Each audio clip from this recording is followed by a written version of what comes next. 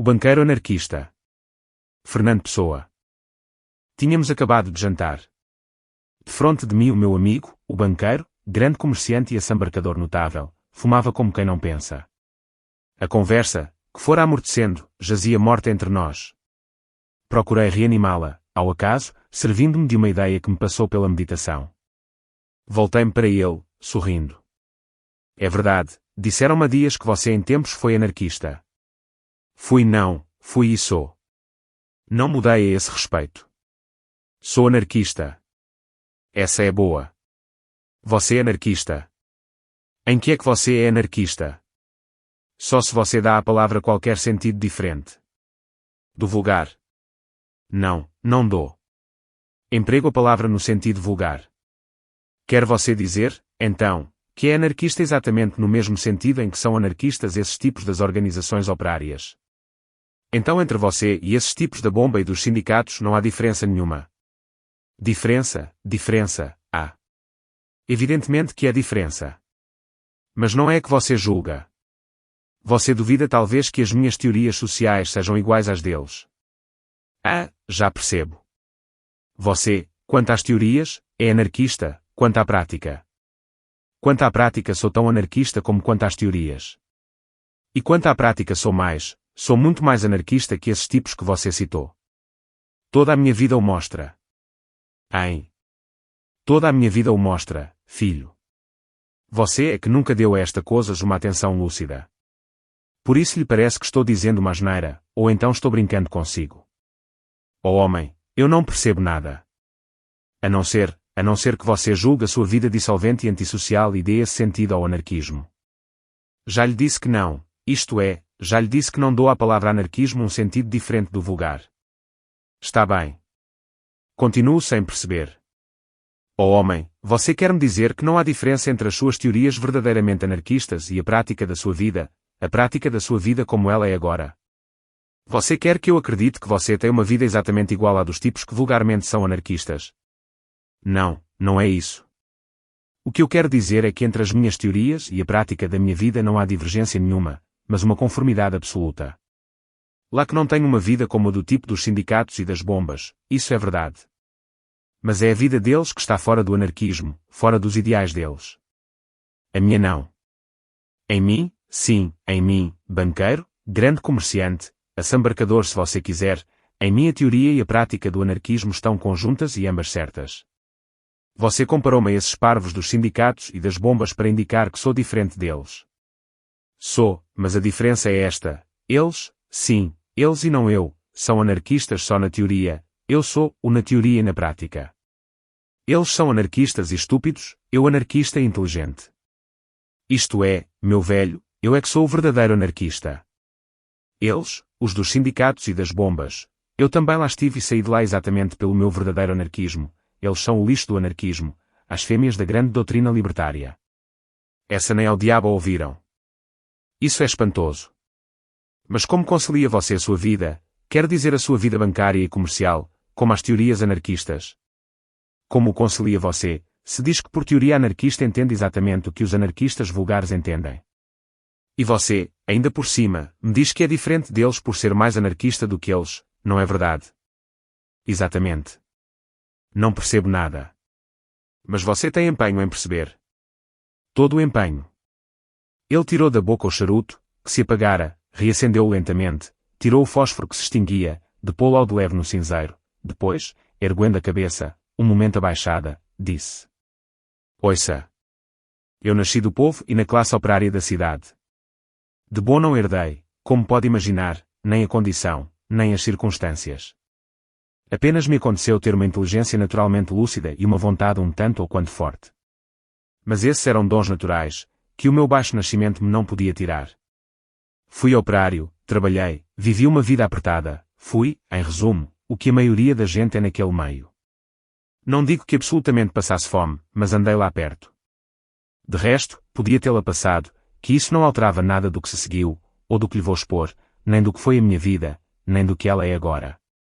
Fui um operário vulgar, em suma, como todos, trabalhava porque tinha que trabalhar, e trabalhava o menos possível. O que eu era inteligente. Sempre que podia, lia coisas, discutia coisas, e, como não era tolo, nasceu-me uma grande insatisfação e uma grande revolta contra o meu destino e contra as condições sociais que o faziam assim. Já lhe disse que, em boa verdade, o meu destino podia ter sido pior do que era, mas naquela altura parecia-me a mim que eu era um entre quem a sorte tinha feito todas as injustiças juntas, e que se tinha servido das convenções sociais para, mas fazer. Isto era aí pelos meus 20 anos, 21 ao máximo, que foi quando me tornei anarquista. Parou um momento. Voltou-se um pouco mais para mim. Continuou, inclinando-se mais um pouco. Fui sempre mais ou menos lúcido. Senti-me revoltado. Quis perceber a minha revolta. Tornei-me anarquista consciente e convicto, o anarquista consciente e convicto que hoje sou. E a teoria, que você tem hoje, é a mesma que tinha nessa altura? A mesma. A teoria anarquista, a verdadeira teoria, é só uma. Tenho a que sempre tive, desde que me tornei anarquista. Você já vai ver. E eu dizendo que, como era lúcido por natureza, me tornei anarquista consciente. Ora, o que é um anarquista? É um revoltado contra a injustiça de nascermos desiguais socialmente, no fundo é só isto. E de aí resulta, como é de ver, a revolta contra as convenções sociais que tornam essa desigualdade possível. O que lhe estou indicando agora é o caminho psicológico, isto é, como é que a gente se torna anarquista, já vamos à parte teórica do assunto. Por agora, compreenda você bem qual seria a revolta de um tipo inteligente nas minhas circunstâncias. O que é que ele vê pelo mundo? Um nasce filho de um milionário, protegido desde o berço contra aqueles infortúnios, e não são poucos, que o dinheiro pode evitar ou atenuar. Outro nasce miserável, a ser, quando criança, uma boca a mais numa família onde as bocas são de sobra para o comer que pode haver. Um nasce conde ou marquês, e tem por isso a consideração de toda a gente, faça ele o que fizer. Outro nasce assim como eu, e tem que andar direitinho como um prumo para ser ao menos tratado como gente. Uns nascem em tais condições que podem estudar, viajar, instruir-se, tornar-se, pode-se dizer, mais inteligentes que outros que naturalmente o são mais. E assim por aí adiante, e em tudo. As injustiças da natureza, não as podemos evitar. Agora as da sociedade e das suas convenções, essas, por que não evitá-las? Aceito, não tenho mesmo outro remédio, que um homem seja superior a mim por o que a natureza lhe deu, o talento, a força, a energia, não aceito que ele seja meu superior por qualidades postiças, com que não saiu do ventre da mãe, mas que lhe aconteceram por bamburro logo que ele apareceu cá fora, a riqueza, a posição social, a vida facilitada, etc. Foi da revolta que lhe estou figurando por estas considerações que nasceu o meu anarquismo de então, o anarquismo que, já lhe disse, mantenho hoje sem alteração nenhuma. Parou outra vez um momento, como a pensar como prosseguiria. Fumou e soprou o fumo lentamente, para o lado oposto ao meu. Voltou-se, e ia a prosseguir. Eu, porém, interrompi-o. Uma pergunta, por curiosidade. Por que é que você se tornou propriamente anarquista? Você podia ter se tornado socialista, ou qualquer outra coisa avançada que não fosse tão longe. Tudo isso estava dentro da sua revolta. Deduzo do que você disse que por anarquismo você entende, e acho que está bem como definição do anarquismo, a revolta contra todas as convenções e fórmulas sociais e o desejo e esforço para a abolição de todas. Isso mesmo. Porque escolheu você essa fórmula extrema e não se decidiu por qualquer das outras? Das intermédias.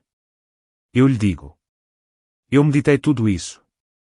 É claro que nos folhetos que eu li havia todas essas teorias.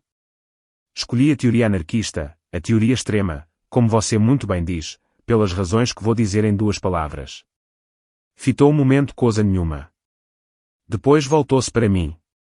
O mal verdadeiro, o único mal, são as convenções e as ficções sociais, que se sobrepõem às realidades naturais, tudo, desta família ao dinheiro, desde a religião ao Estado. A gente nasce homem ou mulher, quer dizer, nasce para ser, em adulto, homem ou mulher, não nasce, em boa justiça natural, nem para ser marido, nem para ser rico ou pobre, como também não nasce para ser católico ou protestante, ou português ou inglês. É todas estas coisas em virtude das ficções sociais. Ora, essas ficções sociais são más porquê? Porque são ficções, porque não são naturais. Tão mau é o dinheiro como o Estado, a constituição de família como as religiões. Se houvesse outras, que não fossem estas, seriam igualmente más, porque também seriam ficções, porque também se sobreporiam e estorvariam as realidades naturais. Ora, qualquer sistema que não seja o puro sistema anarquista, completamente, é uma ficção também. Empregar todo o nosso desejo, todo o nosso esforço, toda a nossa inteligência para implantar, ou contribuir para implantar, uma ficção social em vez de outra, é um absurdo, quando não seja mesmo um crime, porque é fazer uma perturbação social com o fim expresso de deixar tudo na mesma. Se achamos injustas as ficções sociais, porque esmagam e oprimem o que é natural no homem, para que empregar o nosso esforço em substituir-lhes outras ficções, se o podemos empregar para as destruir todas? Isto parece-me que é concludente. Mas suponhamos que o não é, suponhamos que nos objetam que isto tudo estará muito certo, mas que o sistema anarquista não é realizável na prática. Vamos lá examinar essa parte do problema. Por que é que o sistema anarquista não seria realizável? Nós partimos, todos os avançados, do princípio, não só de que o atual sistema é injusto, mas de que há vantagem, porque é injustiça, em substituí-lo por outro mais justo. Se não pensamos assim, não somos avançados, mas burgueses. Ora, de onde vem este critério de justiça? Do que é natural e verdadeiro, em oposição às ficções sociais e às mentiras da convenção. Ora, o que é natural é o que é inteiramente natural, não é metade, ou um quarto, ou um oitavo de natural. Muito bem. Ora, de duas coisas, uma, ou o natural é realizável socialmente ou não é, em outras palavras, ou a sociedade pode ser natural, ou a sociedade é essencialmente ficção e não pode ser natural de maneira nenhuma. Se a sociedade pode ser natural, então pode haver a sociedade anarquista, ou livre, e deve haver, porque é ela a sociedade inteiramente natural. Se a sociedade não pode ser natural, se, por qualquer razão que não importa, tem por força que ser ficção, então do mal o menos, façamo-la, dentro desse ficção inevitável, o mais natural possível. Qual é a ficção mais natural? Nenhuma é natural em si, porque é ficção. A mais natural, neste nosso caso, será aquela que pareça mais natural, que se sinta como mais natural. É aquela que estamos habituados. Você compreende, o que é natural é o que é do instinto, e o que não sendo instinto, se parecem tudo com o instinto é o hábito. Fumar não é natural, não é uma necessidade do instinto. Ora, qual é a ficção social que constitui um hábito nosso? É o atual sistema, o sistema burguês. Temos, pois, em boa lógica, que ou achamos a sociedade natural, e seremos defensores do anarquismo, ou não a julgamos possível, e seremos defensores do regime burguês. Não há hipótese intermédia. Percebeu? Sim, senhor, isso é concludente. Ainda não é bem concludente. Ainda há uma outra objeção, do meu gênero, a liquidar. Pode concordar-se que o sistema anarquista é realizável, mas pode duvidar, se que ele seja realizável de chofre, isto é, que se possa passar da sociedade burguesa para a sociedade livre sem haver um ou mais estados ou regimes intermédios. Quem fizer essa objeção aceita como boa, e como realizável, a sociedade anarquista, mas palpita-lhe que tem que haver um estado qualquer de transição entre a sociedade burguesa e ela. Ora, muito bem. Suponhamos que assim é. O que é esse estado intermédio? O nosso fim é a sociedade anarquista, ou livre, esse intermédio só pode ser, portanto, um estado de preparação da humanidade para a sociedade livre. Essa preparação ou é material, ou é simplesmente mental, isto é, ou é uma série de realizações materiais ou sociais que vão adaptando a humanidade à sociedade livre, ou é uma simples propaganda gradualmente crescente e influente, que vai preparando mentalmente a desejá-la ou aceitá-la. Vamos ao primeiro caso, a adaptação gradual e material da humanidade à sociedade livre. É impossível, é mais que impossível, é absurdo. Não há adaptação material senão uma coisa que já há. Nenhum de nós se pode adaptar materialmente ao meio social do século XXIII, mesmo que saiba o que ele será, e não se pode adaptar materialmente porque o século XXIII e o seu meio social não existem materialmente ainda. Assim, chegamos à conclusão que, na passagem da sociedade burguesa para a sociedade livre, a única parte que pode haver de adaptação, de evolução ou de transição é mental, é a gradual adaptação dos espíritos à ideia da sociedade livre. Em todo o caso, no campo da adaptação material, ainda há uma hipótese. Irra com tanta hipótese. Ó filho, o homem lúcido tem que examinar todas as objeções possíveis e de as refutar, antes de se poder dizer seguro da sua doutrina. E, de mais a mais, isto tudo é em resposta a uma pergunta que você me fez. Está bem. No campo da adaptação material, dizia eu, há em todo o caso uma outra hipótese. É a da ditadura revolucionária. Da ditadura revolucionária como? Como eu lhe expliquei, não pode haver adaptação material a uma coisa que não existe, materialmente, ainda. Mas se, por um movimento brusco, se fizer a revolução social, fica implantada já, não a sociedade livre, porque para essa não pode a humanidade ter ainda preparação, mas uma ditadura daqueles que querem implantar a sociedade livre. Mas existe já, ainda que em esboço ou em começo, existe já materialmente qualquer coisa da sociedade livre. Há já portanto uma coisa material, a que a humanidade se adapte.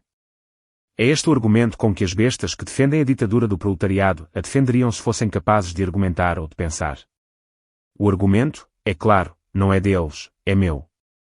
Ponho, como objeção, a mim mesmo. E, como lhe vou mostrar, é falso.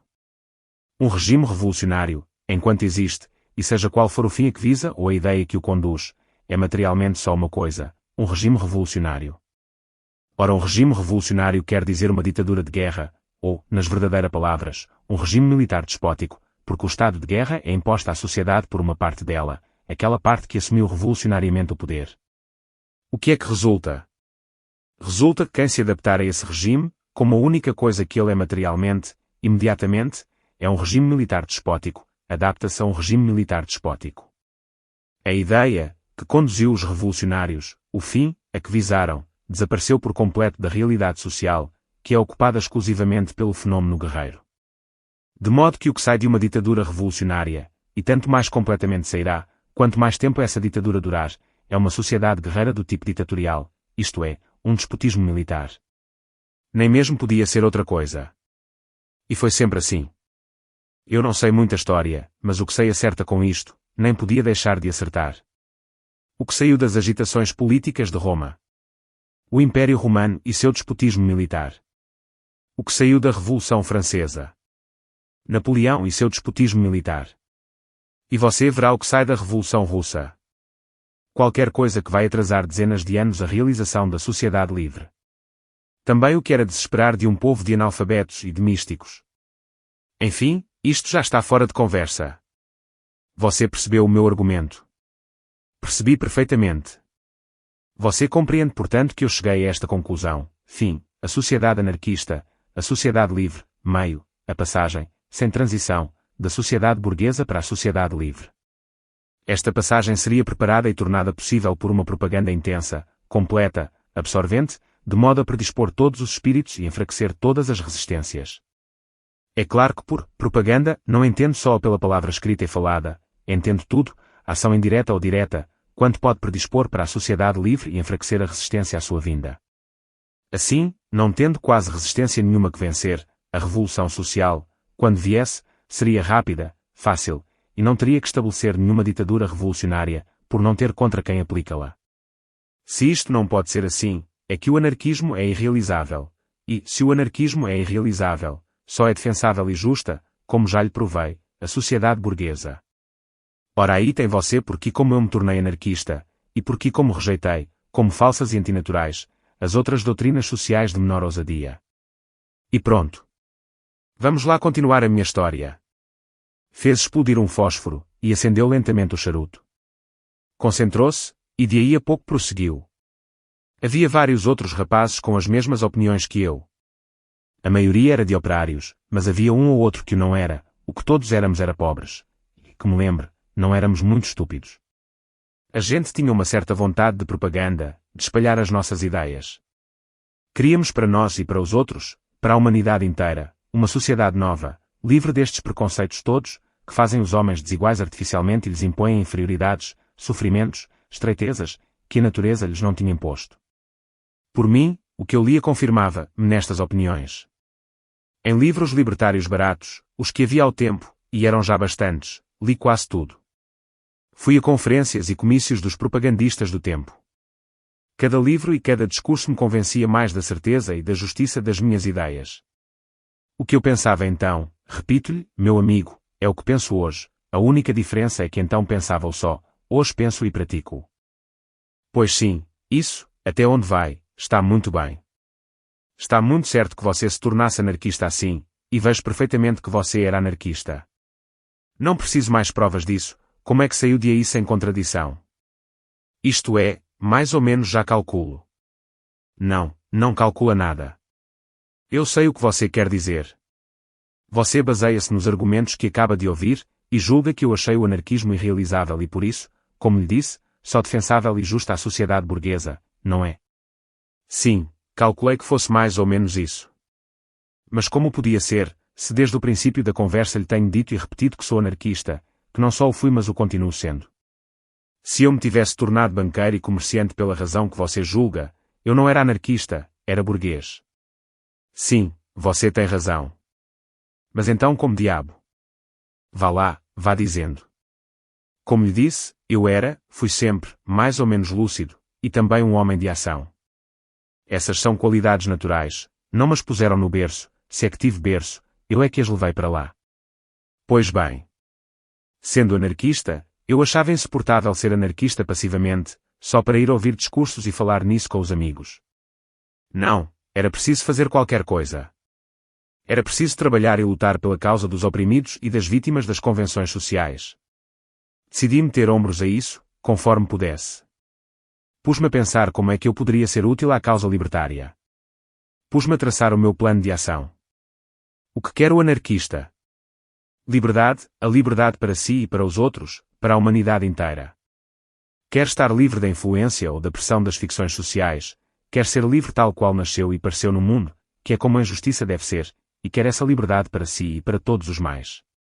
Nem todos podem ser iguais perante a natureza, uns nascem altos, outros baixos, uns fortes, outros fracos, uns mais inteligentes, outros menos. Mas todos podem ser iguais de aí em diante, só as ficções sociais o evitam. Essas ficções sociais é que era preciso destruir. Era preciso destruí-las. Mas não me escapou uma coisa, era preciso destruí-las. Mas em proveito da liberdade, e tendo sempre em vista a criação da sociedade livre. Porque isso de destruir as ficções sociais tanto pode ser para criar liberdade, ou preparar o caminho da liberdade, como para estabelecer outras ficções sociais diferentes, igualmente más porque igualmente ficções. Aqui é que era preciso cuidado. Era preciso acertar com um processo de ação, qualquer que fosse a sua violência ou a sua não violência, porque contra as injustiças sociais tudo era legítimo, pelo qual se contribuísse para destruir as ficções sociais sem, ao mesmo tempo, estorvar a criação da liberdade futura, criando já mesmo, caso fosse possível, alguma coisa da liberdade futura. É claro que esta liberdade, que deve haver cuidado em não estorvar, é a liberdade futura, no presente, a liberdade dos oprimidos pelas ficções sociais. Claro está que não temos que olhar a não estorvar a liberdade dos poderosos, dos bem-situados, de todos que representam as ficções sociais e têm vantagens delas. Essa não é liberdade, é a liberdade de tiranizar, que é o contrário da liberdade. Essa, pelo contrário, é o que mais devíamos pensar em estorvar e em combater. Parece-me que isto está claro. Está claríssimo. Continuo. Para quem quer o anarquismo ou liberdade? Para a humanidade inteira. Qual é a maneira de se conseguir a liberdade para a humanidade inteira? Destruir por completo todas as ficções sociais. Já lhe antecipei a explicação, quando, por causa da sua pergunta, discuti os outros sistemas avançados e lhe expliquei como e porque era anarquista. Você lembra-se da minha conclusão? Lembro. Uma revolução social súbita, brusca, esmagadora, fazendo a sociedade passar, de um salto, do regime burguês para a sociedade livre. Esta revolução social preparada por um trabalho intenso e contínuo, de ação direta e indireta, tendente a dispor todos os espíritos para a vinda da sociedade livre, e a enfraquecer até ao estado comatoso todas as resistências da burguesia. Escuso de lhe repetir as razões que levam inevitavelmente a esta conclusão, adentro do anarquismo, já lhe expus e você já a percebeu. Sim. Essa revolução seria preferivelmente mundial, simultânea em todos os pontos, ou os pontos importantes, do mundo, ou não sendo assim, partindo rapidamente de uns para outros, mas em todo o caso, em cada ponto, isto é, em cada nação, fulminante e completa. Muito bem. O que poderia eu fazer para esse fim? Só por mim, não a poderia fazer a ela, a Revolução Mundial, nem mesmo poderia fazer a revolução completa na parte referente ao país onde estava. O que podia era trabalhar, na inteira medida do meu esforço, para fazer a preparação para essa revolução. Já lhe expliquei como, combatendo, por rodos os meios acessíveis, as ficções sociais, não estorvando nunca ao fazer esse combate ou propaganda da sociedade livre, nem a liberdade futura, nem a liberdade presente dos oprimidos, criando já, sendo possível, qualquer coisa da futura liberdade. Puxou fumo, fez uma leve pausa, recomeçou. Ora aqui, meu amigo, pus eu a minha lucidez em ação. Trabalhar para o futuro, está bem, pensei eu, trabalhar para os outros terem liberdade, está certo. Mas então eu não sou ninguém. Se eu fosse cristão, trabalhava alegremente pelo futuro dos outros, porque lá tinha a minha recompensa no céu, mas também, se eu fosse cristão, não era anarquista, porque então as tais desigualdades sociais não tinham importância na nossa curta vida, eram só condições da nossa provação, e lá seriam compensadas na vida eterna. Mas eu não era cristão, como não sou, e perguntava-me, mas por quem é que eu vou me sacrificar nisto tudo? Mais ainda, por que é que eu me vou sacrificar? Vieram-me momentos de descrença, e você compreende que era justificada. Sou materialista, pensava eu, não tenho mais vida que esta, para que é de ralar-me com propagandas e desigualdades sociais, e outras histórias, quando posso gozar e entreter-me muito mais se não me preocupar com isso. Quem tem só esta vida, quem não crê na vida eterna, quem não admite lei senão a natureza, quem se opõe ao Estado porque ele não é natural, ao casamento porque ele não é natural, ao dinheiro porque ele não é natural, porque cargas de água é que defende o altruísmo e o sacrifício pelos outros, ou pela humanidade, se o altruísmo e o sacrifício também não são naturais. Sim, a mesma lógica que me mostra que um homem não nasce para ser casado, ou para ser português, ou para ser rico ou pobre, mostra-me também que ele não nasce para ser solidário, que ele não nasce senão para ser ele próprio, e portanto o contrário de altruísta e solidário, e portanto exclusivamente egoísta. Eu discuti a questão comigo mesmo. Repara tu, dizia eu para mim, que nascemos pertencentes à espécie humana, e que temos o dever de ser solidários com todos os homens. Mas a ideia de dever era natural. De onde é que vinha esta ideia de dever? Se esta ideia de dever me obrigava a sacrificar o meu bem-estar, a minha comodidade, o meu instinto de conservação e outros meus instintos naturais, em que divergia a ação dessa ideia da ação de qualquer ficção social, que produz em nós exatamente o mesmo efeito. Esta ideia de dever, isto de solidariedade humana, só podia considerar-se natural se trouxesse consigo uma compensação egoísta, porque então, embora em princípio contrariasse o egoísmo natural, se dava a esse egoísmo uma compensação, sempre, no fim de contas, o não contrariava. Sacrificar um prazer, simplesmente sacrificá-lo, não é natural, sacrificar um prazer ao outro, é que já está dentro da natureza, é, entre duas coisas naturais que se não podem ter ambas, escolher uma, o que está bem. Ora que compensação egoísta, ou natural, podia dar-me a dedicação à causa da sociedade livre e da futura felicidade humana. Só a consciência de dever cumprido, do esforço para um fim bom, e nenhuma destas coisas é uma compensação egoísta, nenhuma destas coisas é um prazer em si, mas um prazer, se o é, nascido de uma ficção social, como pode ser o prazer de ser imensamente rico, ou o prazer de ter nascido em uma boa posição social. Confesso-lhe, meu velho, que me vieram momentos de descrença. Senti-me desleal à minha própria doutrina, traidor a ela. Mas em breve passei sobre tudo isto. A ideia de justiça cá estava, dentro de mim, pensei eu. Eu sentia-a natural. Eu sentia que havia um dever superior à preocupação só cá do meu destino. E fui para diante na minha intenção. Não me parece que essa decisão revelasse uma grande lucidez da sua parte. Você não resolveu a dificuldade. Você foi para diante por um impulso absolutamente sentimental. Sem dúvida. Mas o que lhe estou contando agora é a história de como me tornei anarquista, e de como continuei sendo, e continuo. Vou-lhe expondo lealmente as hesitações e as dificuldades que tive, e como as venci. Concordo que, naquele momento, venci a dificuldade lógica com o sentimento, e não com o raciocínio. Mas você é de ver que, mais tarde, quando cheguei à plena compreensão da doutrina anarquista, esta dificuldade, até então logicamente sem resposta, teve a sua solução completa e absoluta. É curioso. É. Agora deixe-me continuar na minha história. Tive esta dificuldade, e resolvi-a se bem que mal, como lhe disse. Logo a seguir, e na linha dos meus pensamentos, surgiu uma outra dificuldade que também me atrapalhou bastante. Estava bem, vamos lá, que estivesse disposto a sacrificar-me, sem recompensa nenhuma propriamente pessoal, isto é, sem recompensa nenhuma verdadeiramente natural. Mas suponhamos que a sociedade futura não dava em nada do que eu esperava, que nunca havia a sociedade livre, e que diabo é que eu, nesse caso, me estava sacrificando. Sacrificar-me a uma ideia sem recompensa pessoal, sem eu ganhar nada com o meu esforço por essa ideia, vá, mas sacrificar-me sem ao menos ter a certeza de que aquilo para que eu trabalhava, existiria um dia, sem que a própria ideia ganhasse com o meu esforço, isso era um pouco mais forte. Desde já lhe digo que resolvi a dificuldade pelo mesmo processo sentimental porque resolvi a outra, mas advirto também que, do mesmo modo que a outra, resolvi esta pela lógica, automaticamente, quando cheguei ao estado plenamente consciente do meu anarquismo. Você depois verá.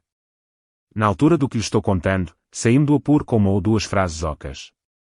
Eu fazia o meu dever para com o futuro que fizesse o seu para comigo.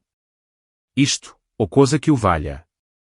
Expus esta conclusão, ou, antes estas conclusões, aos meus camaradas, e eles concordaram todos que era preciso ir para a frente e fazer tudo pela sociedade livre. É verdade que um ou outro, dos mais inteligentes, ficaram um pouco abalados com a exposição, não porque não concordassem, mas porque nunca tinham visto as coisas assim claras, nem os bicos que estas coisas têm. Mas enfim, concordaram todos. Iríamos todos trabalhar pela grande revolução social, pela sociedade livre, quer o futuro nos justificasse, quer não. Formamos um grupo, entre gente certa, e começamos uma grande propaganda, grande, é claro, dentro dos limites do que podíamos fazer. Durante bastante tempo, no meio de dificuldades, embrulhadas, e por vezes perseguições, lá fomos trabalhando pelo ideal anarquista. O banqueiro, chegado aqui, fez uma pausa um pouco mais longa. Não acendeu o charuto, que estava outra vez apagado. De repente teve um leve sorriso, e, com o ar de quem chega ao ponto importante, fitou-me com mais insistência e prosseguiu, clarificando mais a voz e acentuando mais as palavras. Nesta altura, disse ele, apareceu uma coisa nova. Nesta altura, é modo de dizer. Quero dizer que, depois de alguns meses desta propaganda, comecei a reparar numa nova complicação, e esta é que era a mais séria de todas, esta é que era séria a valer. Você recorda-se, não é verdade? Daquilo em que eu, por um raciocínio rigoroso, assentei que devia ser o processo de ação dos anarquistas. Um processo, ou processos, quaisquer pelo qual se contribuísse para destruir as ficções sociais sem, ao mesmo tempo, estrovar a criação da liberdade futura, sem, portanto, estrovar em coisa nenhuma a pouca liberdade dos atuais oprimidos pelas ficções sociais, um processo que, sendo possível, criasse já alguma coisa da liberdade futura. Pois bem, uma vez assente este critério, nunca mais deixei de o ter presente. Ora, na altura da nossa propaganda em que estou falando, descobri uma coisa. No grupo de propaganda, não éramos muitos, éramos 40, salvo erro, dava-se este caso, criava-se tirana. Criava-se tirania. Criava-se tirania como?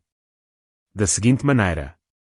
Uns mandavam em outros e levavam-nos para onde queriam, uns impunham-se a outros e obrigavam-nos a ser o que eles queriam, uns arrastavam outros por manhas e por artes para onde eles queriam. Não digo que fizessem isto em coisas graves, mesmo, não havia coisas graves ali em que o fizessem. Mas o fato é que isto acontecia sempre e todos os dias, e dava-se não só em assuntos relacionados com a propaganda, como fora deles, em assuntos vulgares da vida. Uns iam insensivelmente para chefes, outros insensivelmente para subordinados. Uns eram chefes por imposição, outros eram chefes por manha. No fato mais simples isto se via. Por exemplo, dois dos rapazes iam juntos por uma rua fora, chegavam ao fim da rua, e um tinha que ir para a direita e outro para a esquerda, cada um tinha conveniência em ir para o seu lado. Mas o que ia para a esquerda dizia para o outro, venha você comigo por aqui, o outro respondia, e era verdade, homem, não posso, tenho que ir por ali, por esta ou aquela razão. Mas afinal, contra sua vontade e sua conveniência, lá ia com o outro para a esquerda. Isto era uma vez por persuasão, outra vez por simples insistência, uma terceira vez por um outro motivo qualquer. Isto é, nunca era por uma razão lógica, havia sempre nesta imposição e nesta subordinação qualquer coisa de espontâneo, de como que instintivo. E como neste caso simples, em todos os outros casos, desde os menos até aos mais importantes. Você vê bem o caso? Vejo. Mas que diabos há de estranho nisso? Isso é tudo quanto há de mais natural. Será? Já vamos a isso. O que lhe peço que note é que é exatamente o contrário da doutrina anarquista. Repare bem que isto se passava num grupo pequeno, num grupo sem influência nem importância, num grupo a quem não estava confiada a solução de nenhuma questão grave ou decisão sobre qualquer assunto de vulto. E repare que se passava num grupo de gente que se unira especialmente para fazer o que pudesse para o fim anarquista, isto é, para combate, tanto quanto possível, as ficções sociais, e criar, tanto quanto possível, a liberdade futura. Você reparou bem nestes dois pontos? Reparei. Veja agora bem o que isto representa. Um grupo pequeno, de gente sincera, garanto-lhe que era sincera, estabelecido e unido expressamente para trabalhar pela causa da liberdade, tinha, no fim de uns meses, conseguido só uma coisa de positivo e concreto, a criação entre si de tirania. E repare que tirania. Não era uma tirania derivada da ação das ficções sociais, que, embora lamentável, seria desculpável, até certo ponto, ainda que menos em nós, que combatíamos essas ficções, que em outras pessoas, mas enfim, vivíamos em meio de uma sociedade baseada nessas ficções e não era inteiramente culpa nossa se não pudéssemos de todo fugir à sua ação. Mas não era isso. Os que mandavam nós outros, ou os levavam para onde queriam, não faziam isso pela força do dinheiro, ou da posição social, ou de qualquer autoridade de natureza fictícia, que se arrogassem, faziam-no por uma ação de qualquer espécie fora das ficções sociais, uma tirania nova. E era uma tirania exercida sobre gente essencialmente oprimida já pelas ficções sociais. Era, ainda por cima, tirania exercida entre si por gente cujo intuito sincero não era senão destruir tirania e criar liberdade. Agora ponha o caso num grupo muito maior, muito mais influente, tratando já de questões importantes e de decisões de caráter fundamental. Ponha esse grupo em caminho os seus esforços, como o nosso, para a formação de uma sociedade livre. E agora diga-me se através desse carregamento de tiranias entrecruzadas você entrevê qualquer sociedade futura que se pareça com uma sociedade livre ou com uma humanidade digna de si própria. Sim, isso é muito curioso. É curioso, não é? E olhe que há pontos secundários também muito curiosos. Por exemplo, a tirania do auxílio. A quê? A tirania do auxílio. Havia entre nós quem, em vez de mandar nos outros, em vez de se impor aos outros, pelo contrário os auxiliava em tudo quanto podia. Parece o contrário, não é verdade? Pois olhe que é o mesmo. É a mesma tirania nova. É do mesmo modo ir contra os princípios anarquistas. Essa é boa. Em quê? Auxiliar alguém, meu amigo, é tomar alguém por incapaz, se esse alguém não é incapaz, é o fazê-lo tal, ou supô-lo tal, isto é, no primeiro caso uma tirania, e no segundo um desprezo. Num caso cerceia-se a liberdade de outrem, no outro caso parte-se, pelo menos inconscientemente, do princípio de que outrem é desprezível e indigno ou incapaz de liberdade. Voltemos ao nosso caso.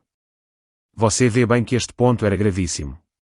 Vá que trabalhássemos pela sociedade futura sem esperarmos que ela nos agradecesse, ou arriscando-nos, mesmo, a que ela nunca viesse.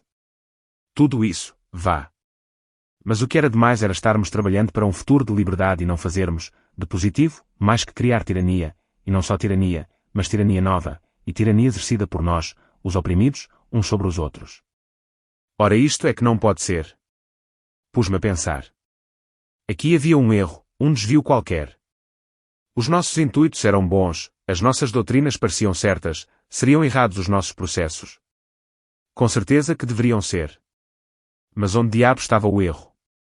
Pus-me a pensar nisso e ia dando em doido. Um dia, de repente, como acontece sempre nestas coisas, dei com a solução. Foi o grande dia das minhas teorias anarquistas, o dia em que descobri, por assim dizer, a técnica do anarquismo. Olhou-me um momento sem me olhar. Depois continuou, no mesmo tom. Pensei assim. Temos aqui uma tirania nova, uma tirania que não é derivada das ficções sociais. Então de onde é que ela é derivada? Será derivada das qualidades naturais. Se é, adeus sociedade livre. Se uma sociedade onde estão em operação apenas as qualidades naturais dos homens, aquelas qualidades com que eles nascem, que devem só à natureza, e sobre as quais não temos poder nenhum, se uma sociedade onde estão em operação apenas essas qualidades é um amontoado de tiranias, quem é que vai mexer o dedo mínimo para contribuir para a vinda dessa sociedade? Tirania por tirania, fica que está, que ao menos é aquela a que estamos habituados, e que por isso fatalmente sentimos menos que estaríamos uma tirania nova, e com o caráter terrível de todas as coisas tirânicas que são diretamente da natureza, o não haver revolta possível contra ela, como não há revolução contra ter que morrer, ou contra nascer baixo quando se preferia ter nascido alto. Mesmo, eu já lhe provei que, se por qualquer razão não é realizável a sociedade anarquista, então deve existir, por ser mais natural que qualquer outra salvo aquela, a sociedade burguesa. Mas seria esta tirania, que nascia assim entre nós, realmente derivada das qualidades naturais? Ora, o que são as qualidades naturais? São o grau de inteligência, de imaginação, de vontade, etc., com que cada um nasce, isto no campo mental, é claro, porque as qualidades naturais físicas não vêm para o caso. Ora, um tipo que, sem ser por uma razão derivada das ficções sociais, manda noutro, por força que o faz por lhe ser superior em uma ou outra das qualidades naturais. Domina-o pelo emprego das suas qualidades naturais. Mas há uma coisa a ver, esse emprego das qualidades naturais será legítimo, isto é, será natural. Ora, qual é o emprego natural das nossas qualidades naturais? O servir os fins naturais da nossa personalidade. Ora, dominar alguém será um fim natural da nossa personalidade. Pode sê-lo, há um caso em que pode sê-lo, é quando esse alguém está para nós num lugar de inimigo. Para o anarquista, é claro, quem está num lugar de inimigo é qualquer representante das ficções sociais e da sua tirania, mais ninguém, porque todos os outros homens são homens como ele e camaradas naturais. Ora, você bem vê, o caso da tirania, que tínhamos estado criando, era exercida sobre homens como nós, camaradas naturais, e, mais ainda, sobre homens duas vezes nossos camaradas, porque o eram também pela comunhão do mesmo ideal.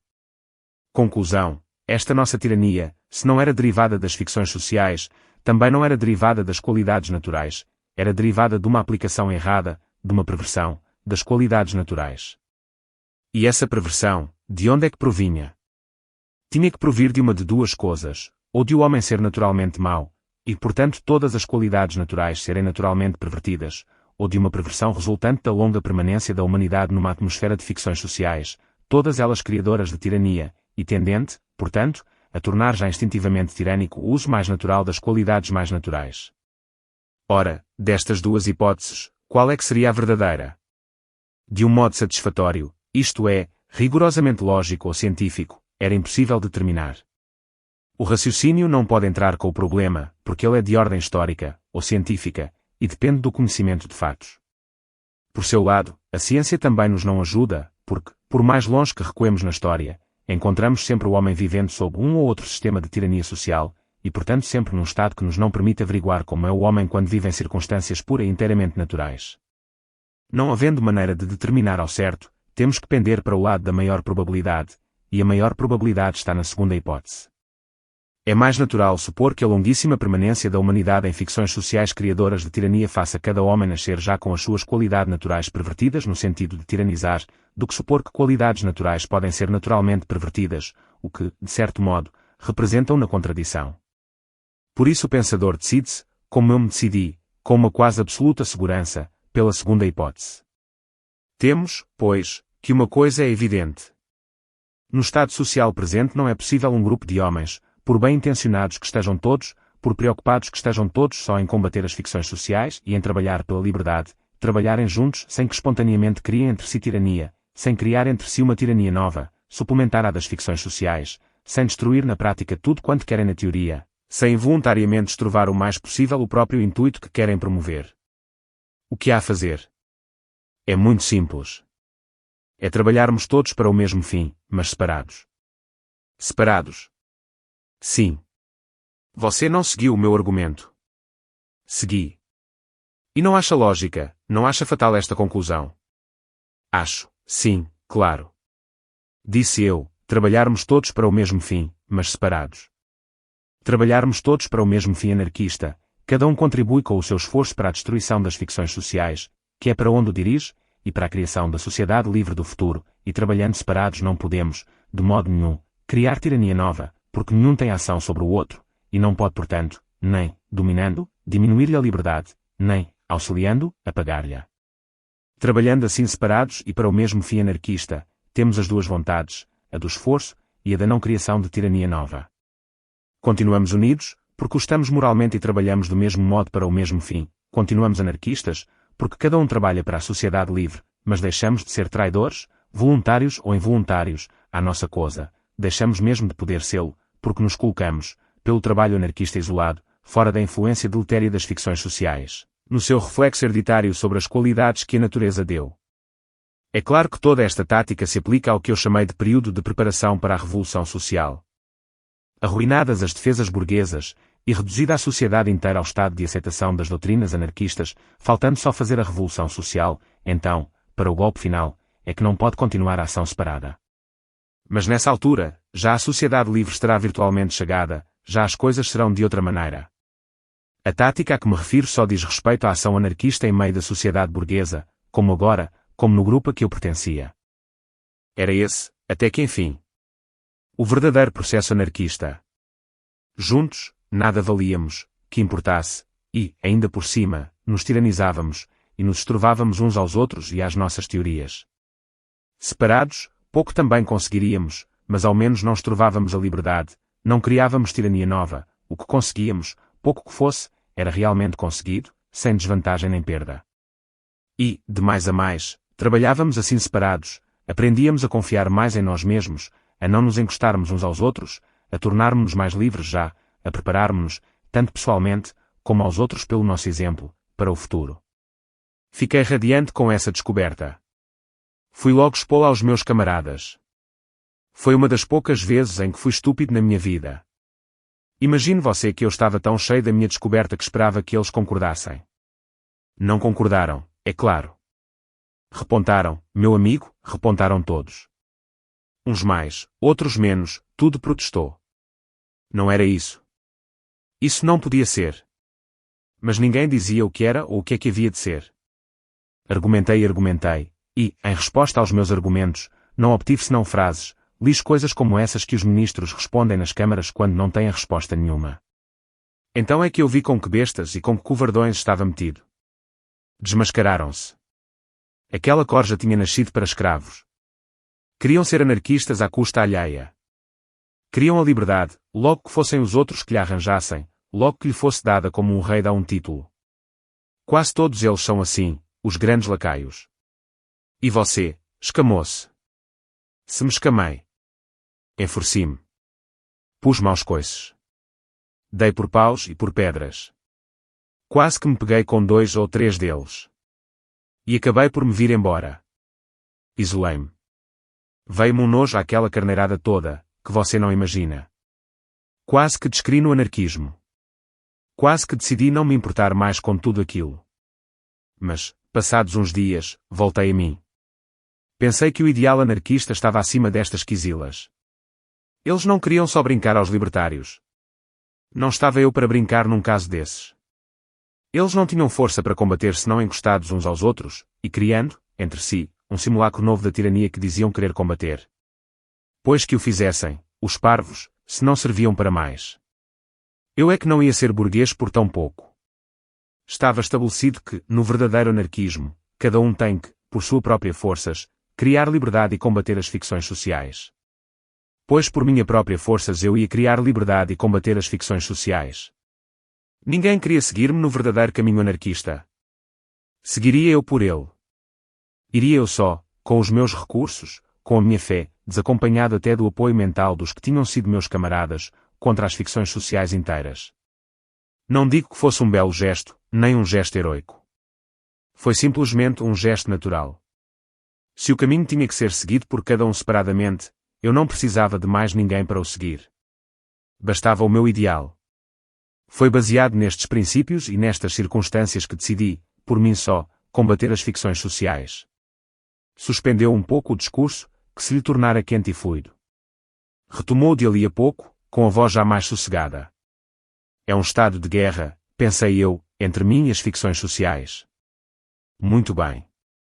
O que posso eu fazer contra as ficções sociais? Trabalho sozinho, para não poder, de modo nenhum, criar qualquer tirania.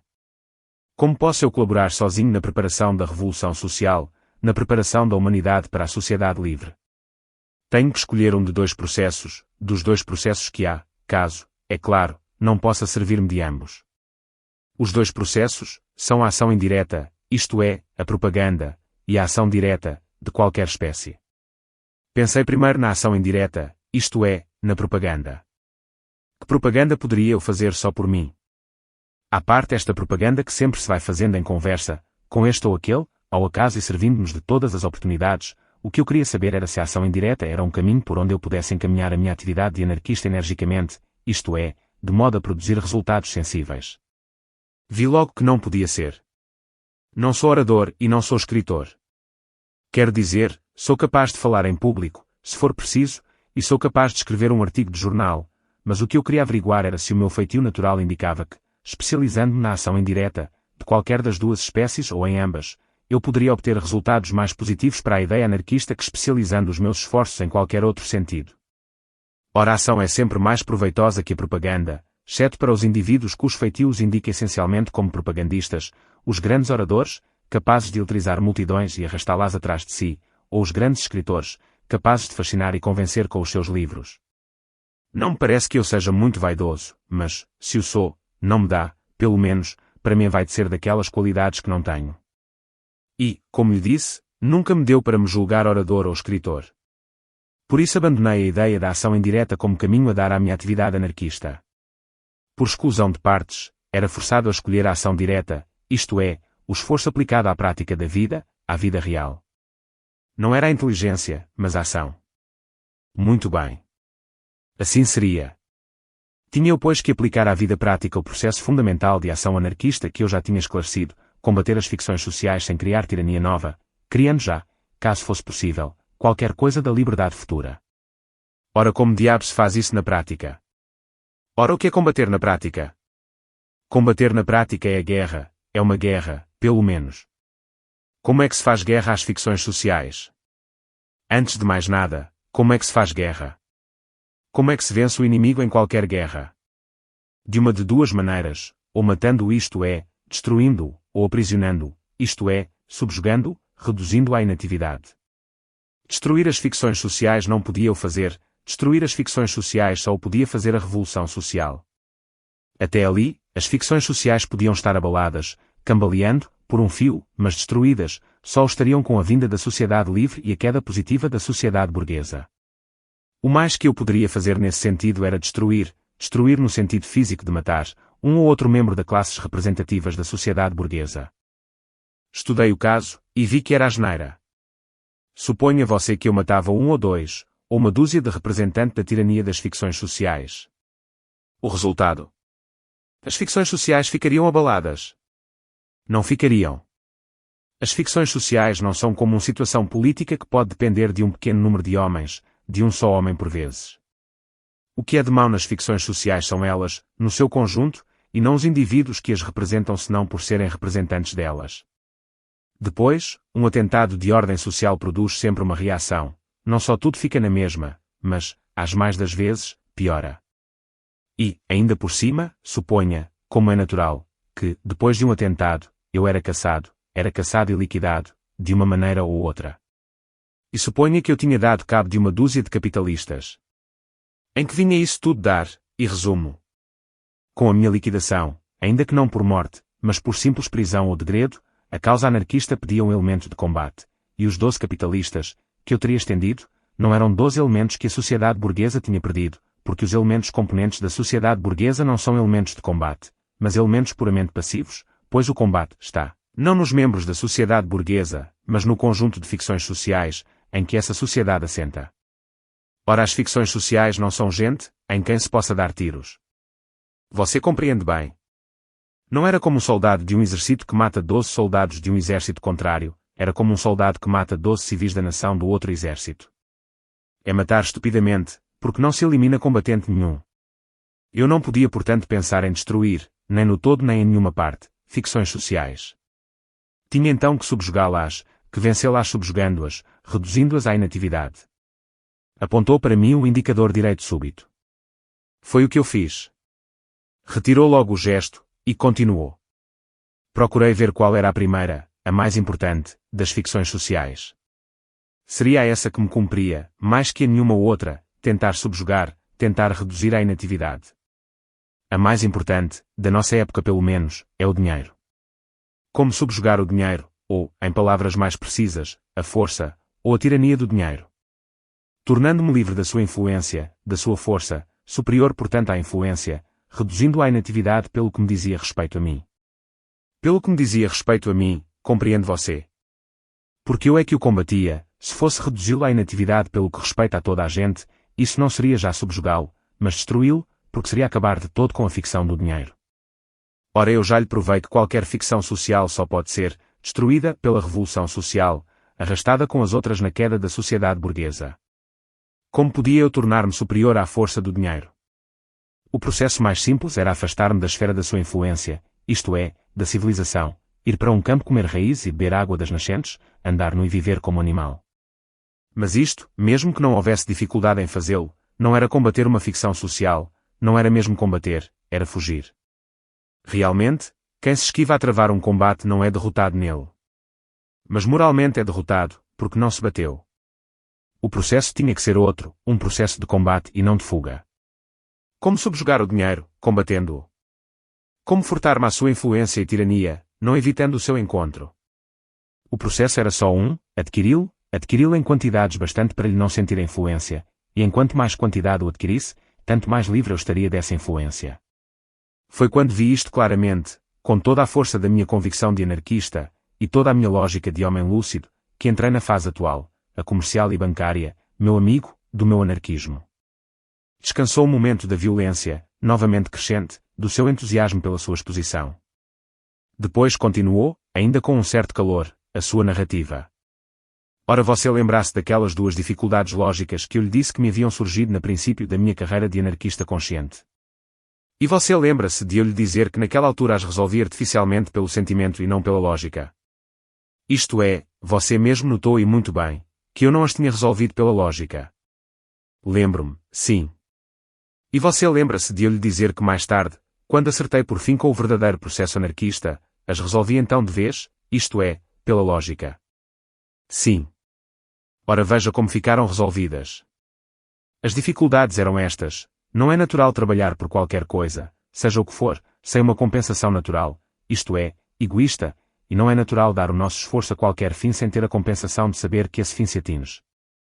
As duas dificuldades eram estas, ora repare como ficam resolvidas pelo processo de trabalho anarquista que o meu raciocínio me levou a descobrir como sendo o único verdadeiro. O processo dá em resultado eu enriquecer, portanto, compensação egoísta. O processo visa ao conseguimento da liberdade, ora eu, tornando-me superior à força do dinheiro, isto é, libertando-me dela, consigo liberdade. Consigo liberdade só para mim, é certo, mas é que como já lhe provei, a liberdade para todos só pode vir com a destruição das ficções sociais, pela revolução social. O ponto concreto é este: viso liberdade, consigo a liberdade que posso. E veja você, à parte o raciocínio que determina este processo anarquista como o único verdadeiro, o fato que ele resolve automaticamente as dificuldades lógicas, que se podem opor a qualquer processo anarquista, mais prova que ele é o verdadeiro. Pois foi este o processo que eu segui. Meti ombros à empresa de subjugar a ficção dinheiro, enriquecendo. Consegui. Levou um certo tempo, porque a luta foi grande, mas consegui. Escuso de lhe contar o que foi e o que tem sido a minha vida comercial e bancária. Podia ser interessante, em certos pontos sobretudo, mas já não pertence ao assunto. Trabalhei, lutei, ganhei dinheiro, trabalhei mais, lutei mais, ganhei mais dinheiro, ganhei muito dinheiro por fim. Não olhei o processo, confesso-lhe, meu amigo, que não olhei o processo, empreguei tudo quanto há, o assambarcamento, o sofisma financeiro, a própria concorrência desleal. O quê? Eu combatia as ficções sociais, imorais e antinaturais por excelência, e havia de olhar a processos. Eu trabalhava pela liberdade, e havia de olhar as armas com que combatia a tirania. O anarquista estúpido, que atira bombas e dá tiros, bem sabe que mata, e bem sabe que as suas doutrinas não incluem a pena de morte. Ataca uma imoralidade com um crime, porque acha que essa imoralidade pede um crime para se destruir. Ele é estúpido quanto ao processo, porque, como já lhe mostrei, esse processo é errado e contraproducente como processo anarquista, agora quanto à moral do processo ele é inteligente. Ora, o meu processo estava certo, e eu servia-me legitimamente, como anarquista, de todos os meios para enriquecer. Hoje realizei o meu limitado sonho de anarquista prático e lúcido. Sou livre. Faço o que quero, dentro, é claro, do que é possível fazer. O meu lema de anarquista era a liberdade, pois bem, tenho a liberdade que, por enquanto, na nossa sociedade imperfeita, é possível ter que combater as forças sociais, combate-as, e, o que é mais, vence-as. Alto lá. Alto lá. Disse eu. Isso estará tudo muito bem, mas há uma coisa que você não viu. As condições do seu processo eram, como você provou, não só criar liberdade, mas também não criar tirania. Ora, você criou tirania você como assambarcador, como banqueiro, como financeiro sem escrúpulos, você desculpe, mas você é que disse, você criou tirania. Você criou tanta tirania como qualquer outro representante das ficções sociais, que você diz que combate. Não, meu velho, você engana-se. Eu não criei tirania. A tirania, que pode ter resultado da minha ação de combate contra as ficções sociais, é uma tirania que não parte de mim, que portanto eu não criei, está nas ficções sociais, eu não a juntei a elas. Essa tirania é a própria tirania das ficções sociais, e eu não podia, nem me propus, destruir as ficções sociais. Pela 100ª vez lhe repito, só a revolução social pode destruir as ficções sociais, antes disso, a ação anarquista perfeita, como a minha, só pode subjugar as ficções sociais, subjugá-las em relação só ao anarquista que põe esse processo em prática, porque esse processo não permite uma mais larga sujeição dessas ficções. Não é de não criar tirania que se trata, é de não criar tirania nova, tirania onde não estava. Os anarquistas, trabalhando em conjunto, influenciando-se uns aos outros como eu lhe disse, criam entre si, fora e à parte das ficções sociais, uma tirania, essa é que é uma tirania nova. Essa, eu não a criei. Não a podia mesmo criar, pelas próprias condições do meu processo.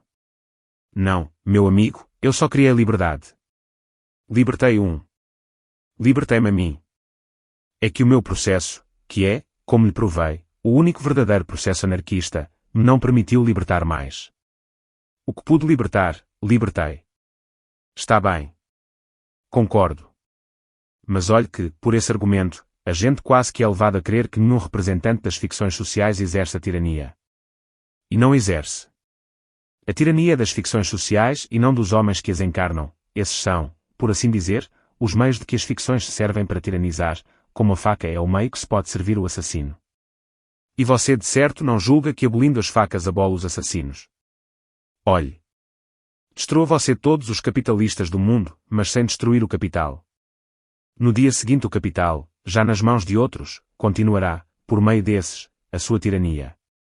Destrua, não os capitalistas, mas o capital. Quantos capitalistas ficam? Vê. Sim, você tem razão. Ó filho, o máximo que você me pode acusar de fazer é de aumentar um pouco, muito pouco, a tirania das ficções sociais. O argumento é absurdo, porque como já lhe disse, a tirania que eu não devia criar, e não criei, é outra. Mas tem mais um ponto fraco, é que, pelo mesmo raciocínio, você pode acusar um general, que trava combate pelo seu país, de causar ao seu país o prejuízo do número de homens do seu próprio exército que teve que sacrificar para vencer. Quem vai à guerra, dá e leva. Consiga-se o principal, o resto. Está muito bem. Mas olhe lá outra coisa. O verdadeiro anarquista quer a liberdade não só para si, mas também para os outros. Parece-me que quer a liberdade para a humanidade inteira. Sem dúvida. Mas eu já lhe disse que, pelo processo que descobri que era o único processo anarquista, cada um tem de libertar-se a si próprio. Eu libertei-me a mim, fiz o meu dever simultaneamente para comigo e para com a liberdade. Por que é que os outros, os meus camaradas, não fizeram o mesmo? Eu não os impedi. Esse é que teria sido o crime, se os tivesse impedido. Mas eu nem sequer os impedi ocultando-lhes o verdadeiro processo anarquista, logo que descobri o processo, disse-o claramente a todos. O próprio processo me impedia de fazer mais. Que mais podia fazer? Compeli-los a seguir o caminho. Mesmo que o pudesse fazer, não o faria, porque seria tirar-lhes a liberdade, e isso era contra os meus princípios anarquistas. Auxiliá-los. Também não podia ser, pela mesma razão. Eu nunca ajudei, nem ajudo, ninguém, porque isso, sendo diminuir a liberdade alheia, é também contra os meus princípios. Você o que me está censurando é eu não ser mais gente que uma pessoa só. Porque me censura o cumprimento do meu dever de libertar, até onde eu podia cumprir. Porque não os censura antes a eles por não terem cumprido o deles. Pois sim, homem. Mas esses homens não fizeram o que você fez, naturalmente, porque eram menos inteligentes que você, ou menos fortes de vontade, ou... meu amigo, essas são já as desigualdades naturais, e não sociais. Com essas é que o anarquismo não tem nada. O grau de inteligência ou de vontade de um indivíduo é com ele e com a natureza. As próprias ficções sociais não põem para aí nem prego nem estopa. Há qualidades naturais, como eu já lhe disse, que se pode presumir que sejam pervertidas pela longa permanência da humanidade entre ficções sociais, mas a perversão não está no grau da qualidade, que é absolutamente dado pela natureza, mas na aplicação da qualidade. Ora, uma questão de estupidez ou de falta de vontade não tem que ver com a aplicação dessas qualidades, mas só com o grau delas. Por isso lhe digo, essas são já absolutamente as desigualdades naturais, e sobre essas ninguém tem poder nenhum, nem a modificação social que a modifique, como não me pode tornar a mim alto ou a você baixo. A não ser que, no caso desses tipos, a perversão hereditária das qualidades naturais vá tão longe que atinja o próprio fundo do temperamento. Sim, que um tipo nasça para escravo, nasça naturalmente escravo, e portanto incapaz de qualquer esforço no sentido de se libertar. Mas nesse caso, que têm eles que ver com a sociedade livre, ou com a liberdade? Se um homem nasceu para escravo, a liberdade, sendo contrária à sua índole, será para ele uma tirania. Houve uma pequena pausa. De repente ria alto. Realmente, disse eu, você é anarquista. Em todo o caso, dá vontade de rir, mesmo depois de o ter ouvido, compara o que você é com o que são os anarquistas que por aí há. Meu amigo, eu já lhe disse, já lhe provei, e agora repito-lhe. A diferença é só esta, eles são anarquistas só teóricos, eu sou teórico e prático, eles são anarquistas místicos, e eu científico, eles são anarquistas que se agacham, eu sou um anarquista que combate e liberta. Em uma palavra, eles são pseudo-anarquistas, e eu sou anarquista. E levantamo-nos da mesa. Lisboa, janeiro de 1922.